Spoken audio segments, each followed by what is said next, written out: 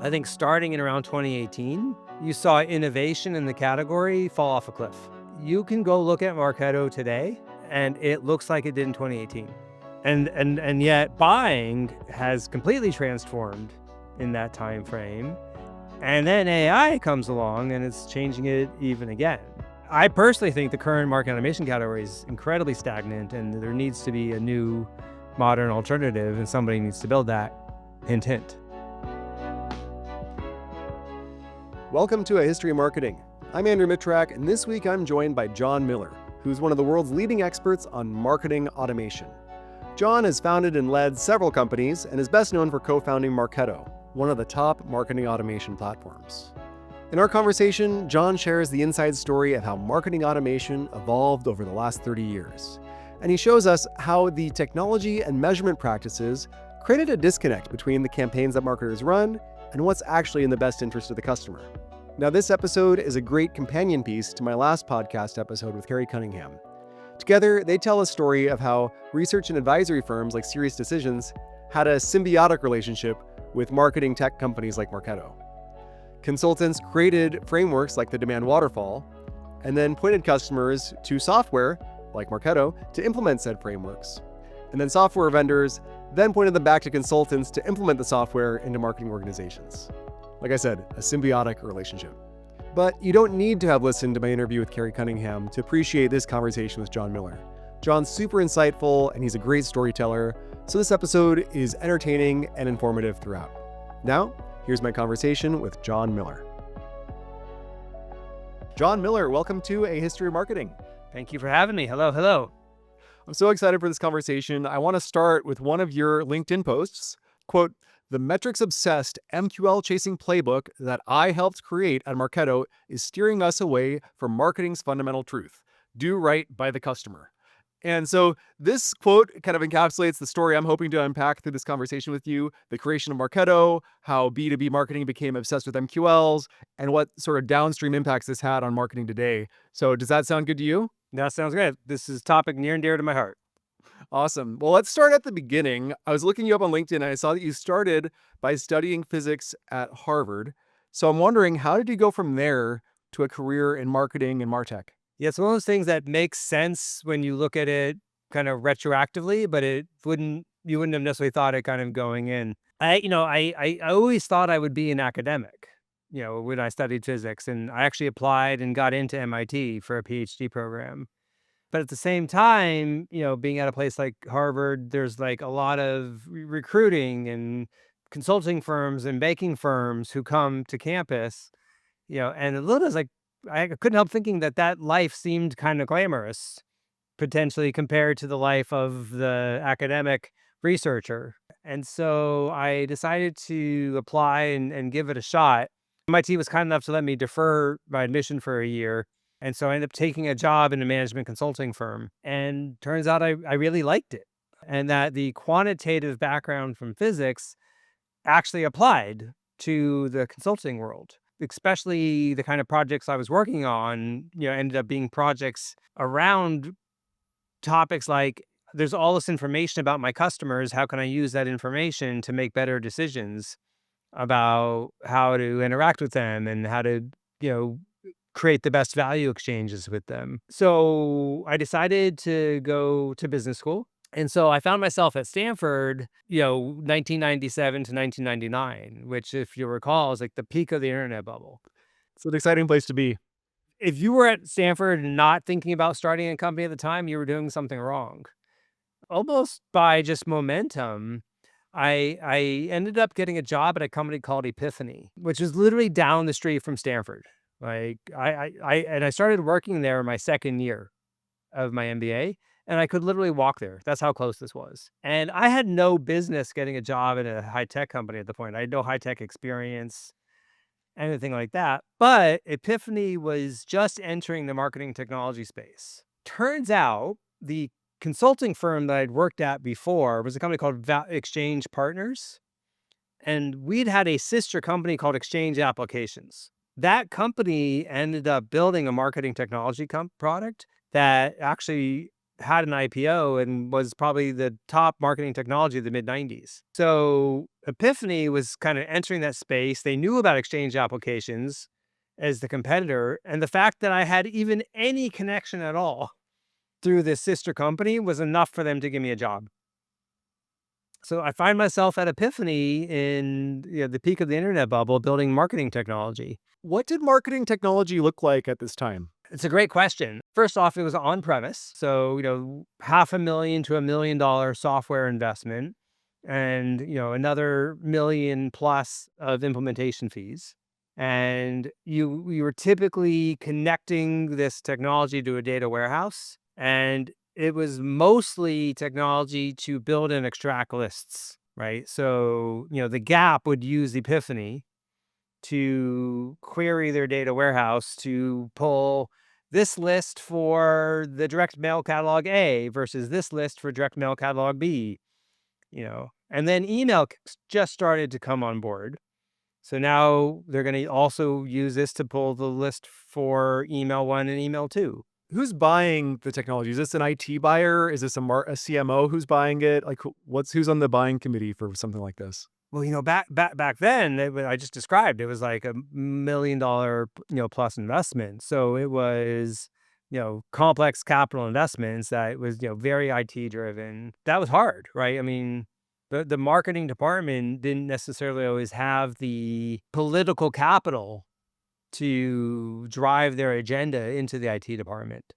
And that was something that really, I think, at the time held marketing technology back. Yeah, and I imagine that it's just a brand new thing, like that marketing technology is sort of a new category, and that there must have been some customer education on your part for them to just buy a product and use a product and implement it through their org like that. To a degree, I think people had been doing, remember, especially before email, the main channel was direct mail, right? Whether you're sending postcards or coupon, discounts or catalogs or things like that. And that bit, I mean, people had been doing direct mail and list pulls, for a long time.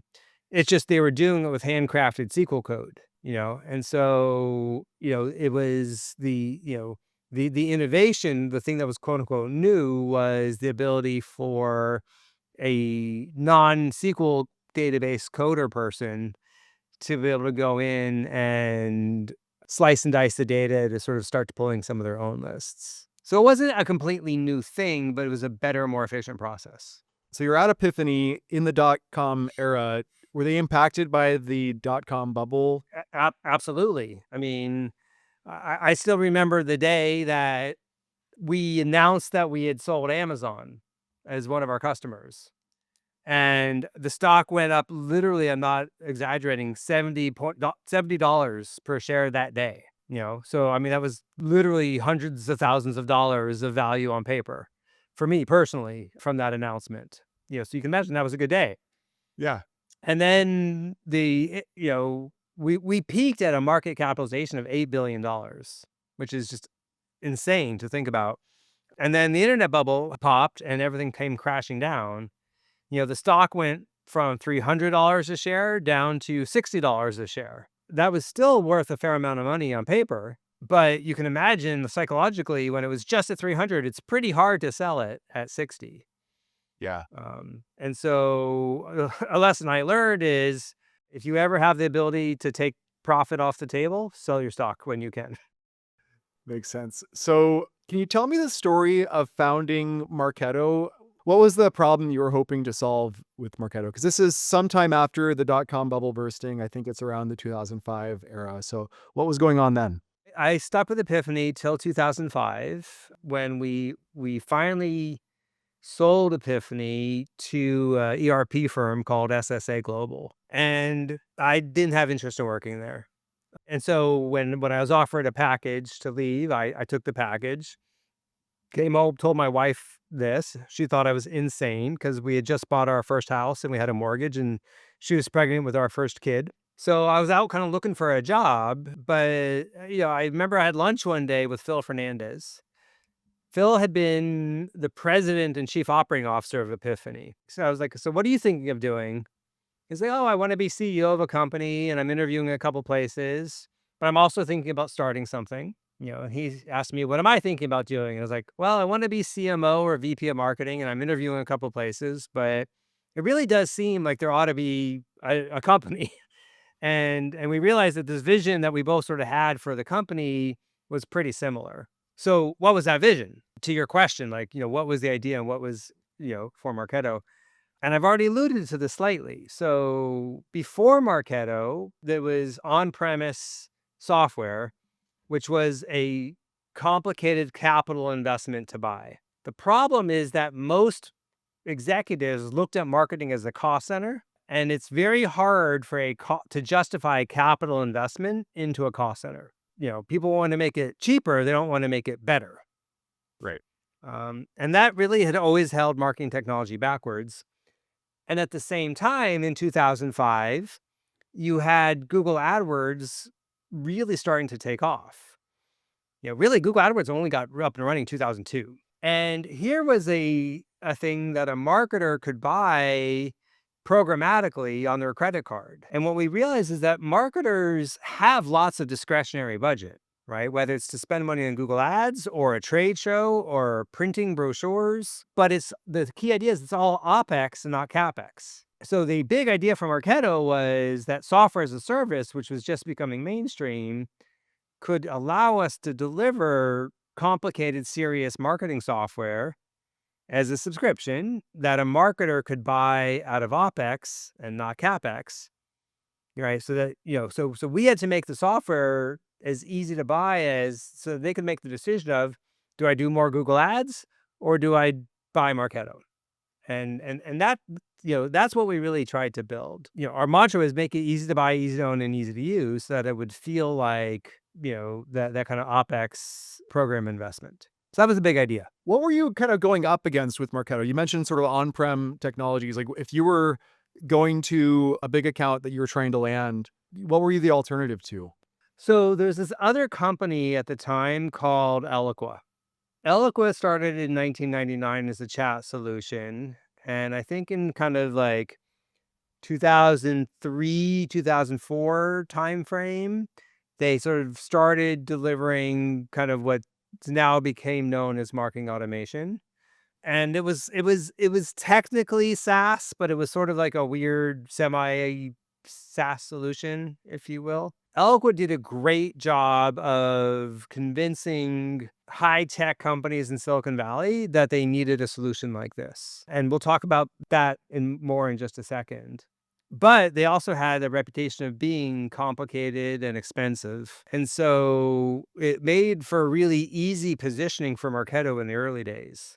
Well, it's like Eloqua, which you heard of, but that's expensive and hard to use. We're affordable and easy to use. That was the main thing we were positioning against.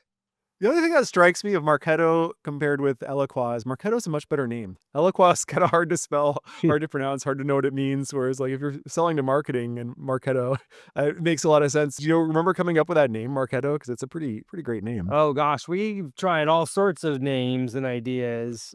Even back then in 2005, 2006, getting a good domain was hard.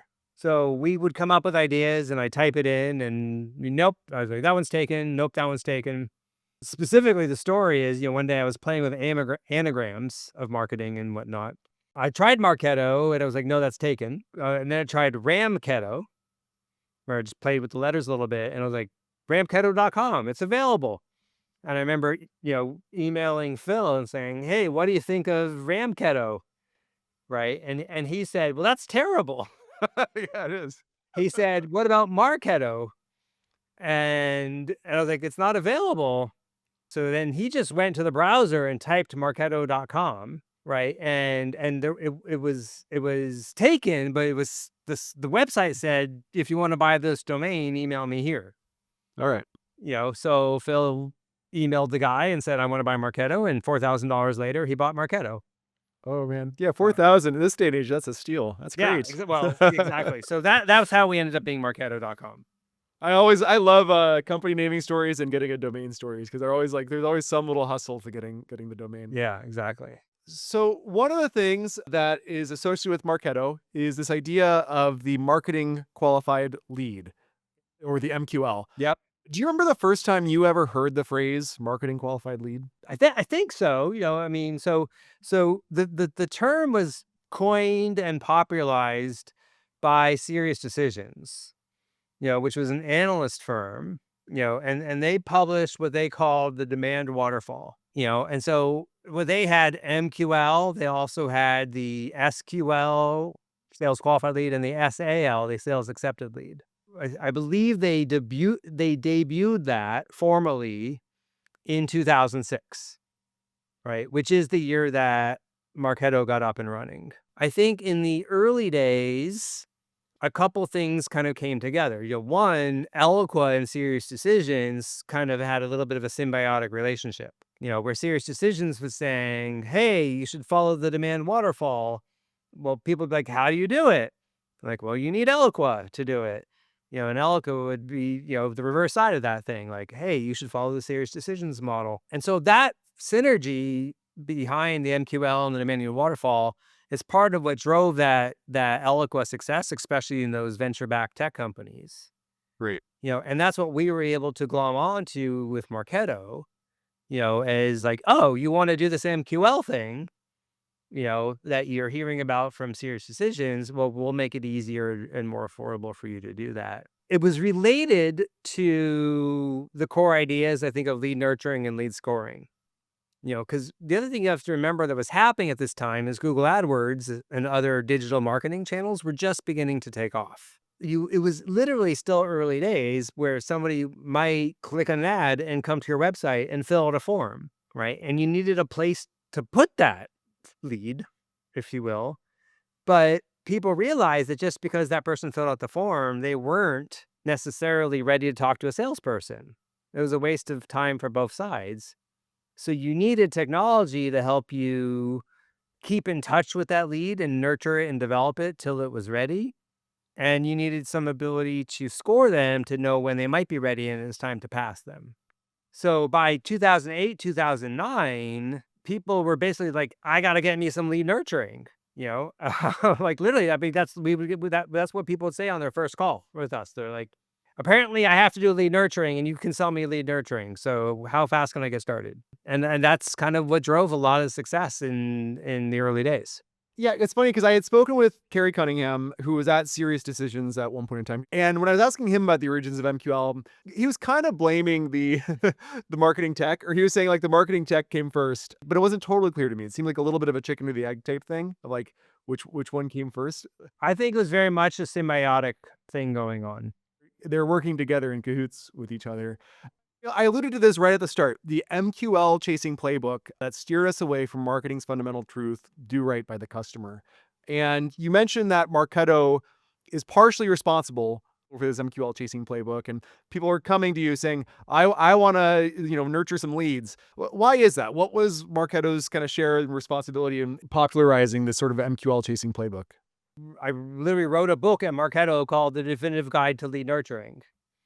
Right. I wrote another one called The Definitive Guide to Lead Scoring. Right. And so I went on teaching people, this is how you do these things. Over time, we became known as a successful, fast growing company.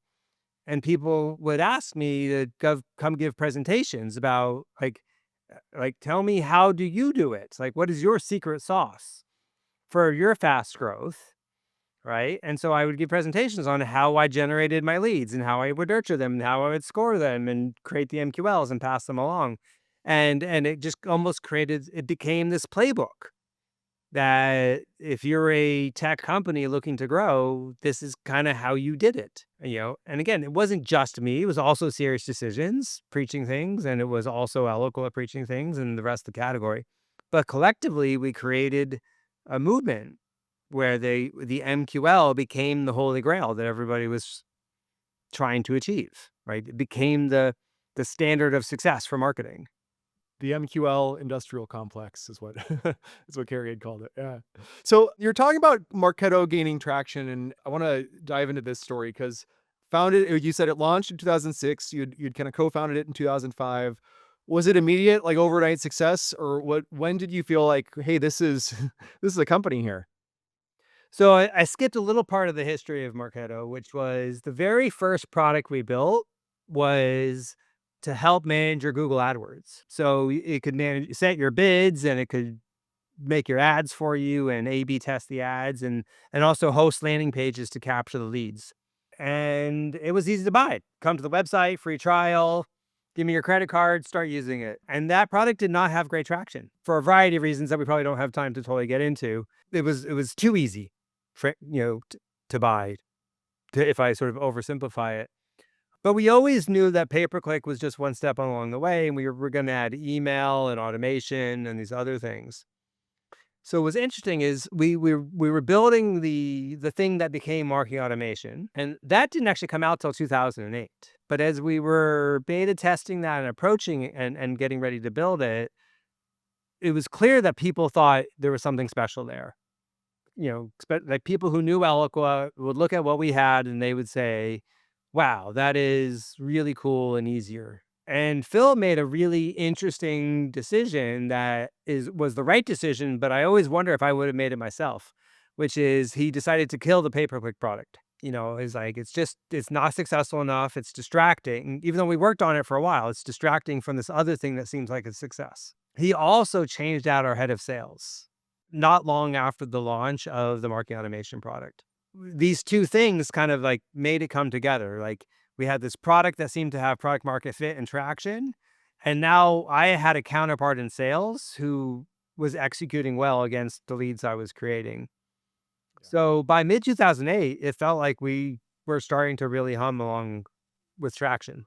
Between these two products, the pay-per-click one and the marketing automation one, was there a different buyer for these products? And I'm also wondering, like you were mentioning how with Epiphany, because it was a big upfront CapEx versus OpEx, that this was kind of a different selling method as well. So were these marketers directly who could buy it versus IT? Who was actually buying this at your customers?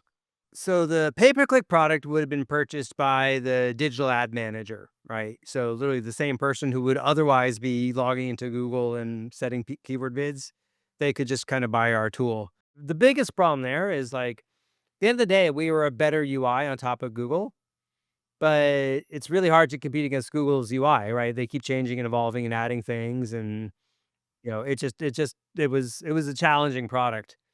The marketing automation product, because it got wrapped up into this MQL, lead nurturing, lead scoring thing, it started to have more CMO level visibility, and so the buyer was either the CMO or the, head of demand gen or something like that. So it was a more senior, more strategic buyer.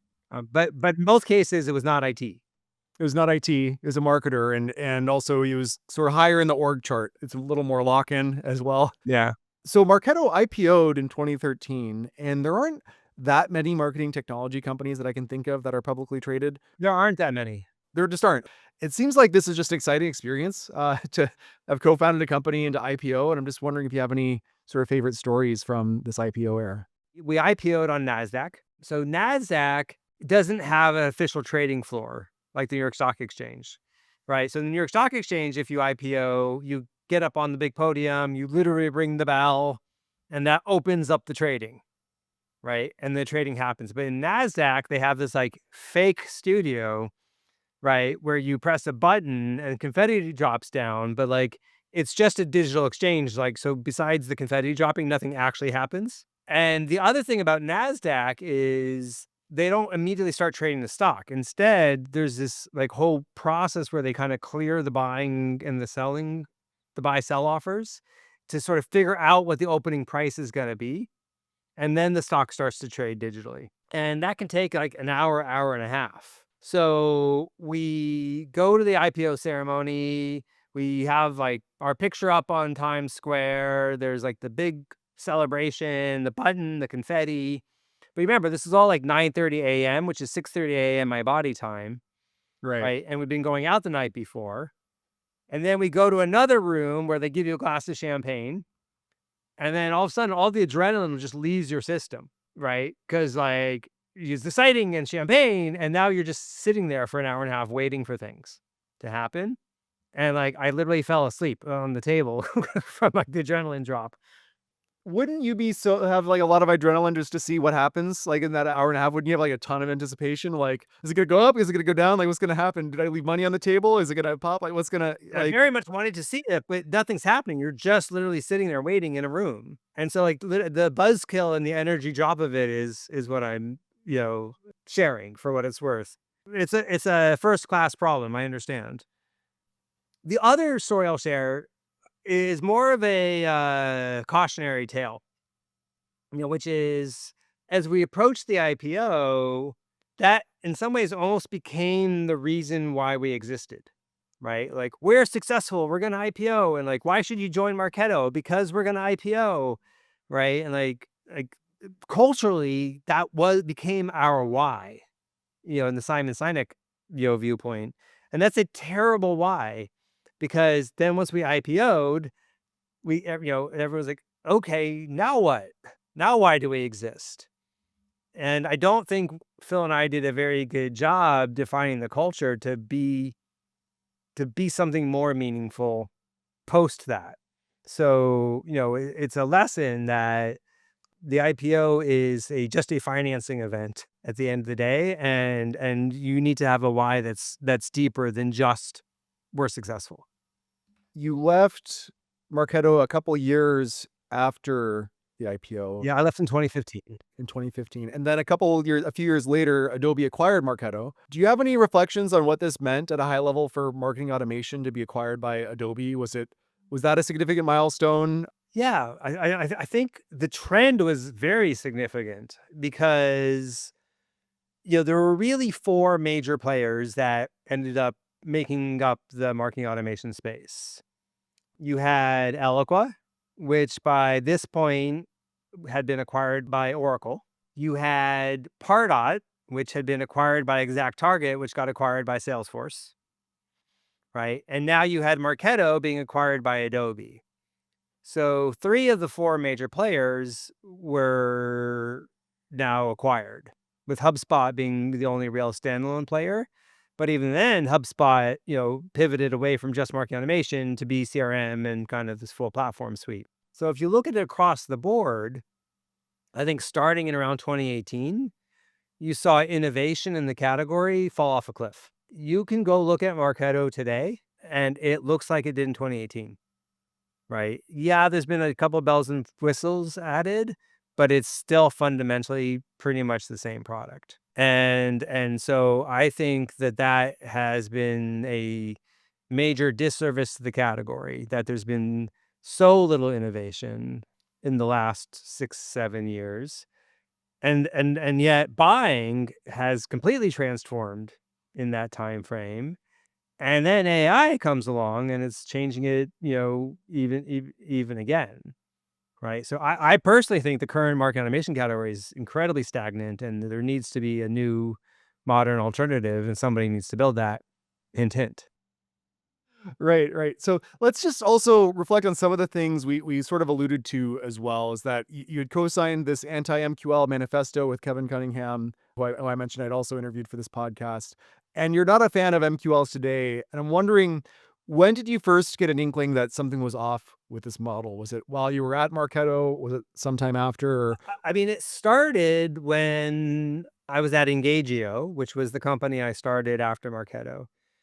And Engagio was what's known as an account-based marketing platform. And, you know, the whole idea of account-based anything, right, is that in B2B, leads don't buy things, companies buy things, and just because a person from a company comes to your website and fills out a form doesn't necessarily show any indication that that company is looking to make a purchase. Similarly, you could have 10 people from a company show up on your website to do some research, but none of them fill out a form. That wouldn't generate a single MQL, but it would certainly show that there's something happening at that company that's maybe worth identifying and following up on. So just the problem with the lead centric view started back in my Engagio days. But fast forward to like say 2023 or so, this is when I really started like writing about it more. As a marketer, I mean, at that time I was the CMO of Demandbase. Demandbase had acquired Engagio. I was running marketing for Demandbase. and I'm doing marketing. I'm doing the same secret sauce playbook that I did back at Marketo. The exact same stuff that worked so well at Marketo, and it's just not working as well. It got me thinking, like, what's going on here? You know, and I started realizing that the buyer has gotten really frustrated with a lot of the tactics that we're doing. I started thinking about the fact that the MQL model ends up being a very I think transactional way of thinking about marketing, right? It teaches us, or it makes us think, if I need more MQLs, I just need to run more campaigns, right? But as I like to say, marketing's not a gumball machine, right? That's not how buying works, where you can just put more quarters in and get more stuff out. In fact, I think a better model for buying is a complex nonlinear system, right? Which I studied back in physics, right? Like the weather is a complex nonlinear system. The stock market is a complex nonlinear system. And if you've ever heard of chaos theory, that's all about studying non-complex nonlinear systems. Most people have heard of the butterfly effect, right? Which is the sense of dependence upon initial conditions that comes out of chaos theory on the nonlinear systems, which is one small change here can have unpredictable effects there. That applies to buying, right? And if you embrace the fact that that's how buying is working, trying to ever say, oh, well, I ran this one campaign, which caused them to fill out that one form, which became a lead, which became a deal, is just naive thinking. you know and then second, I think that the MQL way of thinking causes what I call the tragedy of the commons, right? Which is anytime a tactic works, people will just keep doing more of that tactic until that tactic no longer works. Right. And we see that in social, we see that in content, we see that in email marketing, and Gen AI is only making that problem worse because it's easier than ever to create more of all these things. And then if to finish, if I say, but I think the worst thing about the MQL mindset is that it encourages short-term thinking. It's like, I need this many MQLs to make this many deals, opportunities to make this much revenue for this quarter. And it's all about, what am I doing this quarter? And if I don't have enough MQLs this quarter, what am I going to do? I'm going to do more stuff, right? Causing more tragedy of the commons, causing people to tune out even more. Right? If we need more MQLs, what do? You're like, well, let's gate things, and put stuff behind forms so that way they'll have to fill it out to get our stuff so we get more MQLs. But that actually hurts the buyer experience. Increasingly we need to be thinking about things like brand and how people think about us before they ever fill out our form. But you don't do those investments if you're trying to drive MQLs. Right? So all of these things work together to sort of come back to that point that I said, which is, it causes us to do wrong by the customer. And it's why, I signed the manifesto, because I think we need to change. Exactly. Yes. Well, preach. Amen to all of that. Everything rings true. This idea that it's transactional. And I'm wondering if at some point the transaction kind of worked and then customers kind of caught on. Like, it's basically, hey, I make the ultimate guide to X. It's some PDF. It's behind a form. You fill it out. And we kind of agree transactionally. You fill us out, you get your PDF, and I send you a bunch of emails you don't really want that much. And at some point though, but maybe, hey, to the marketer, that in the aggregate, that download plus their other behaviors indicate some signal that they might actually be interested in our product and might be a sales acceptable lead down the line.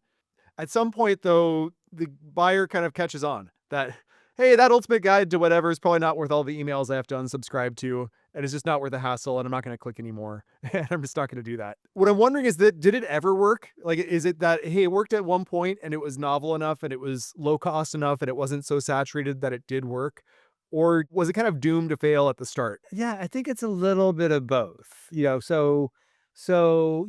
I said, it did work at Marketo, and people did download the definitive guides, and I think they did get value from them because they told me they got value from them. And then you fast forward to my time at Demandbase, and I wrote the best book I've ever written, there, and it was hard to get people to download it, because I think the world had sort of, maybe for lack of a better word, gotten saturated and moved on. So I do think there's an arc to all these kind of tactics at play. But I think what the MQL model never got right is that it always had sort of short-term focus and a bias towards doing things that were measurable, even if they weren't the things that would be the right long-term strategies. Most classically overinvesting in conversion, performance marketing and underinvesting in brand marketing. So I think that's just fundamental to the problem. You kind of had hinted at this. I think you literally said hint, hint, as far as like what you're working on now, what we can do to sort of find a better path to the future. Can you share more about the work you're doing now and what you think sort of the vision for the future of marketing is, kind of given this history? Not much more than the hint hint, I think, because we are kind of still in stealth. But I think at the highest level, as I've alluded to, the current category is stagnating. It is not evolving for the age of AI. It's not evolving to the new playbook, and there really ought to be, an alternative that people can go to when they're looking for something that's easier and more intelligent. Well, we all look forward to some announcement or some product or some company in the future who Thank you. solves all these problems. Also, just reflecting on this conversation, are there any other top of mind lessons for listeners that come to mind as far as this history of MQLs, history of Marketo, and everything that we've talked about today? What are sort of like, if you were to sum up some of the top takeaways, what would those be?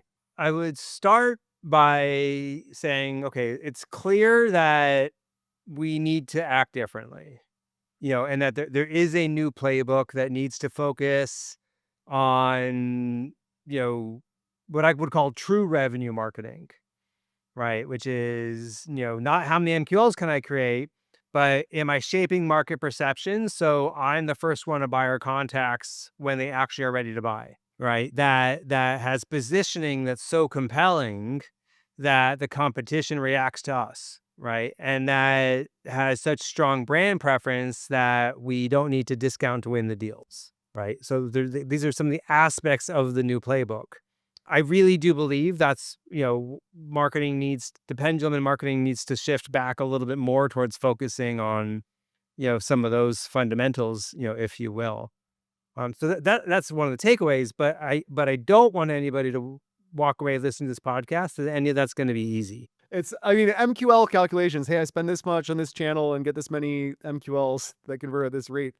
Kind of easy. It's kind of been like there's a formula that's been figured out. The problem is often like it ends up being a ROI negative if you calculate it all the way down, and so you can't keep doing that. It's just again like the problem with the sort of simple waterfall math is that it just doesn't match reality. Yeah, that's exactly right. A model is great to the extent that it's useful, but if it doesn't actually reflect the way the world works, it's going to cause you to make the wrong decisions. But the problem is, I and others spent 15 years teaching CFOs and investors and CEOs that the MQL model is the way that you're supposed to do things. And so you have PE firms now and VCs who expect MQLs and how many MQLs you're going to get, and what's your cost per MQL and all that kind of stuff. And so as a marketer, if you come in and just say, "Oh, we're not doing any of that anymore," it's not necessarily as easy as saying that. And so, I think we could have a whole other podcast on how do we evolve this conversation? Like, how should a marketer evolve the internal organization? How should they position investment in brand in a way that doesn't sound squishy? How do they recruit the head of sales and the head of customer success and other members of the leadership team to tell the story? Right, because if it's just the CMO complaining, then it's marketing complaining. But if the whole revenue team is complaining, then it's a business problem. That kind of thing.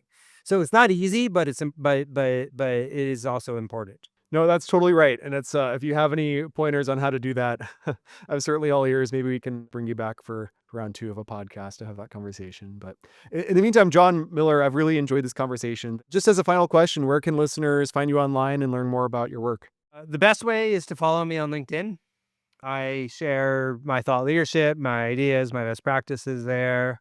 Also cocktail recipes for anybody who is interested in trying to see what cocktails can teach us about B2B go-to-market. So yeah, that's by far the best way to find me. I also have my website, jonmiller.com. I'll link to both of those on the blog that accompanies this post. So Jon Miller, thanks so much for joining me. I really enjoyed it. Thanks for having me. A History of Marketing is researched and edited by me, Andrew Mittrack. If you'd like new episodes delivered right to your inbox, visit marketinghistory.org. There you can also find transcripts of every conversation, including helpful links, images, videos, and other blogs about marketing history. You can send me an email at hello@marketinghistory.org. This podcast is a passion project of mine, and I have zero interest in monetizing it. But if you'd like to support A History of Marketing, consider leaving a review on your favorite podcasting app. Or better yet, tell a friend about the show. Thanks for listening.